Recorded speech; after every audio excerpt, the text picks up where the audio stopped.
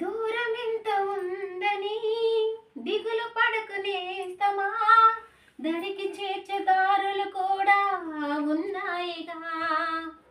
భారం ఎంత ఉందని బాధపడకు నేస్తమా, బాధ ఎంట నవ్వులు పంట ఉంటుందిగా.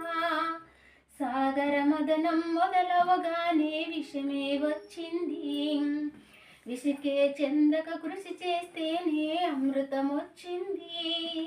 అవరోధాల దీవుల్లో ఆనందానిది ఉన్నది, కష్టాలు వారిది దాటిన వారికి సొంతమవుతుంది. తలుసుకుంటే సత్యమిది, తెలుసుకుంటే సాధ్యమిది, మౌనంగానే ఎదగమని మొక్క నీకు చెబుతోంది. ఎదిగిన కొద్దీ ఒదగమని అర్థమందులో ఉంది.